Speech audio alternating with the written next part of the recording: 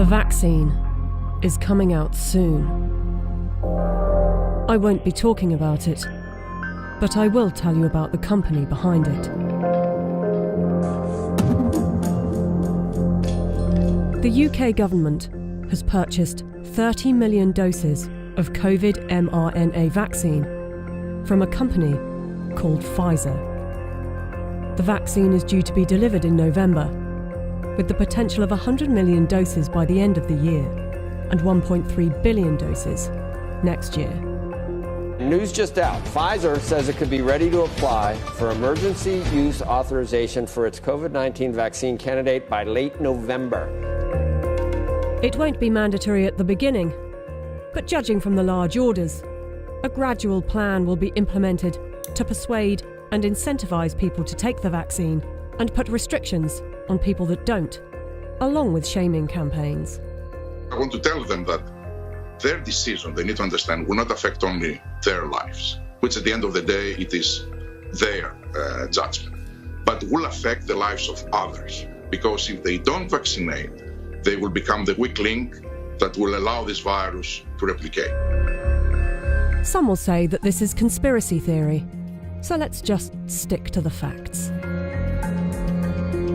The government trusted Pfizer to vaccinate the British people, so it's logical to want to inquire into the company's track record in safety and ethics. After all, they must be trustworthy in fighting for humanity, right?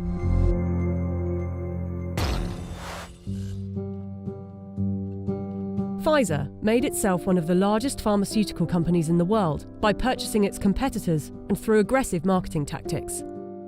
What I'm about to tell you is only 20% of their rap sheet, otherwise this video would be hours long, but you can go to our website where you can see the full list. Pfizer received the biggest criminal fine in US history as part of a $2.3 billion settlement with federal prosecutors for mispromoting medicines and for paying kickbacks to compliant doctors. Pfizer pleaded guilty to misbranding the painkiller Bextra by promoting the drug for uses that were not approved by medical regulators.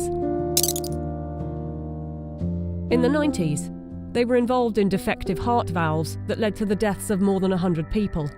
The company had deliberately misled regulators about the hazards.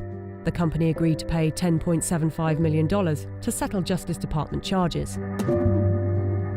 Pfizer also had a class action suit with a $60 million settlement over Resolin, diabetes medication, that resulted in patients dying from acute liver failure, said to be caused by the drug. In the UK, they have been fined nearly £90 million by the UK's competition watchdog for unfair pricing to the NHS after hiking up the cost of an anti-epilepsy drug by 2,500%, charging the taxpayer an extra £48 million than the actual price, which is $2 million per year.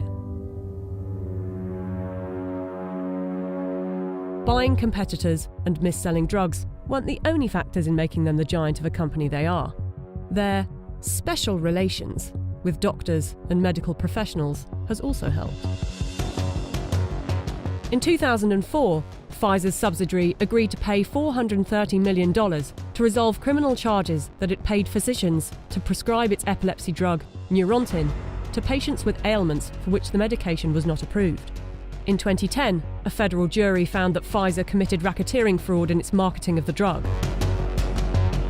Pfizer disclosed that during a 6-month period the previous year, it had paid $20 million to some 4,500 doctors and other medical professionals for speaking on the company's behalf.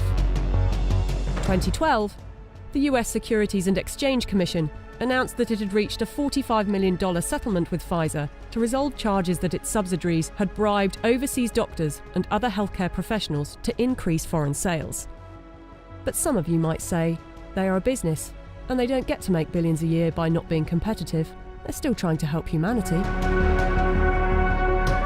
Pfizer was sued in a US federal court by Nigerian families who accused the company of testing a dangerous new antibiotic called Trovan on children without parents' consent and using their children as human guinea pigs. A panel of medical experts concluded that Pfizer had violated international law, and the company agreed to pay $75 million to settle the lawsuits in Nigerian courts. The US case was settled for an undisclosed amount. Amid widespread criticism of high pricing for poor countries, and in particular AIDS medications, Pfizer offered to donate a 2-year supply of its drug, Diflucan, worth $50 million to the South African government. Yet in 2003, Pfizer backed away from the company's plan to license its AIDS drug for low-cost distribution in poor countries. The list goes on. I don't want to bore you with it. But ask yourself, if it was a car manufacturer, would you buy a car from them? We plan to honor our history, and we will only bring to the world a vaccine that have been proven safe and efficacious. If Pfizer is trustworthy enough to be given one of the keys to vaccinate the population with something that was knocked up in a few months, and with such a track record for safety and ethics, I know what I think. Do you?